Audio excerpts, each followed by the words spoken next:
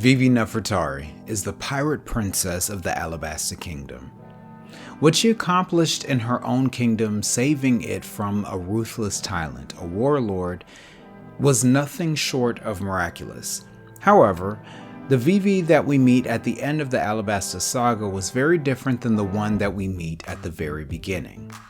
Vivi went through a lot of trials that spurred her to grow and mature, and allowed her to see her dreams realized. Her dreams and aspirations and the steps that she took in order to achieve them on that day when Crocodile fell and her kingdom survived began many years before we met her, or before she ever became a pirate princess. One of the first things that Vivi learned from a young age growing up as a princess was that she was different than other kids her age. When she wasn't sequestered in the palace, being brought up as a princess, and to do as a princess should do, she found herself amongst the youth of Alabasta, primarily becoming a member of the Sand clan and a leader. She did so by being tough, a fighter, and for always sticking to her guns and always listening to her heart and mind about a thing. But there was one thing that troubled Vivi, even from a very young age. She realized that as a princess of a country, her role in many scenarios is to be protected. It troubled her very much to find that when difficulty and mayhem find themselves impacting the lives of the Alabasta people, or the people that she holds dear, regardless of what is happening to those around her, those same people will do their best to protect her instead of themselves, placing her on a pedestal.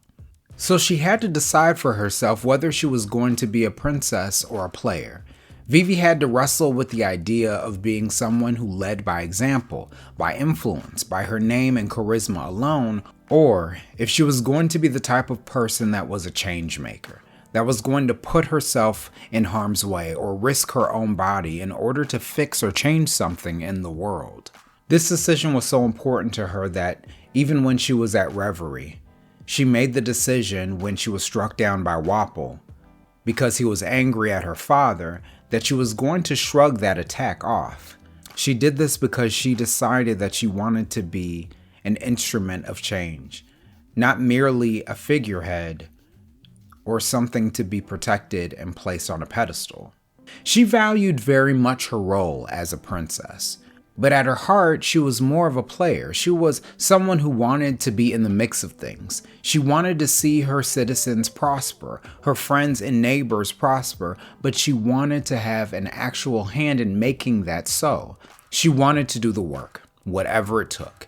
And she didn't want to stand idly by while things happened to her and to the people around her. This is why, as she grew, the same question continued to play in her mind. So much so that when a terrible tragedy happened in her country, an incident that led rise to a rebellion, she took it into her own hands to fix it. Realizing that there were bad actors in her country trying to take down the royal family, the government, and destabilize their way of life, she decided to become an assassin and a spy in order to figure out the true nature of this reality, in order to clear her father's name and return peace back to her country and kingdom. In her time as an assassin, as a bounty hunter in Baroque works, she had to learn a lot of things. She had to learn how to be tough and resilient and cunning in order to work her way to the top of the organization, to reveal the secrets that they had, the secrets that would help her save her kingdom. And luckily for her, her charisma and the love that she had for her friends allowed her to create new alliances. Most importantly, with the Straw Hat Pirates. She weathered this infiltration of Baroque works for 2 years. 2 long years of being away from home, doing things that she didn't want to do, and enduring unbearable pains, all for the sake of a lofty ideal, one that she may have been naive to have in the first place. Vivi wanted to see all of the people in her country safe. In the midst of a civil war, and a covert takeover from a warlord, she wanted to intervene, dispelling the lies that had been told about her family, and see all of her kingdom return to their prosperous way of life, the life that they had before Crocodile and his influence began to take over their land, without seeing a single casualty. She wanted to do this with her own strength and her own will, putting herself on the line. What Vivi had to learn in this moment was to believe in others as much as she believed in herself. But what was before her was a near insurmountable task. Vivi learned in what was the most important moment before she faced Crocodile with the Straw Hats is that there are a lot of things that need to be done in the world, a lot of very big, important things, but you can't do them all on your own. For the most important things, you often need help.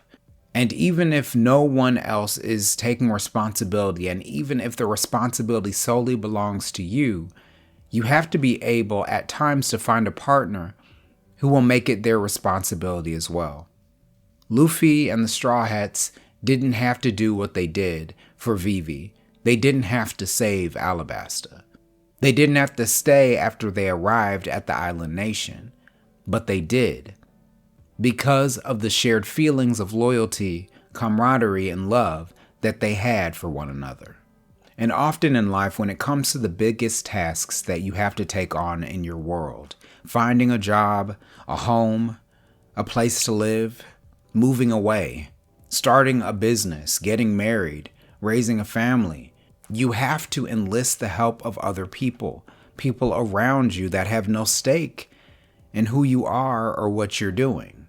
Sometimes you have to find those individuals who decide to champion your goal because of who you are and the bond that you share. This is what Vivi had to learn. It wasn't enough for her to go and face Crocodile and change the entire country and put them all back on track on her own. She was beginning to make decisions that would negatively impact her country because she didn't believe she had any help other than her own. She almost decided not to face Crocodile because she believed that the lowest hanging fruit was something that she could do on her own. And that was to change the minds of the rebel army or the royal army instead of taking down the man responsible for destroying her country in the first place. This was the choice that she had to make. She had to put herself at risk and the people she decided to trust in, the Straw Hats, to get things done. And by making that choice, by believing in others and allowing them to champion her cause, she was able to save her country. Vivi is a lot like many of us who step into a world that is not our own, or who step out of a world where we were safe. And in order for us to get back to the place where we want to be, we have to fight largely on our own. However, at the most important times, when very much is at stake, and our very best options are choices that you can't make without the help of someone else, you have to rely on or trust in good friends, comrades, or allies, people who will stand in the fray with you in order to achieve what you need to achieve. Vivi and her personal growth made such a great impact on the story of One Piece that for many viewers, she's viewed as an honorary member of the crew, even though when the time came for her to make the decision to stay or leave the Straw Hats, she decided to stay with her country. Yet based on the happenings further down the line in the One Piece saga, and the role that she still has to play as the story comes to its climax, it's good to see that even from afar, the decisions that she makes and the way that she moves throughout the world is with the knowledge that she can be a player and a decision maker and an arbiter of her own fate, having a hand in creating the world that she wants, but also remembering that when stakes are the highest, she can rely on the ones that she trusts most to see her through to her victory.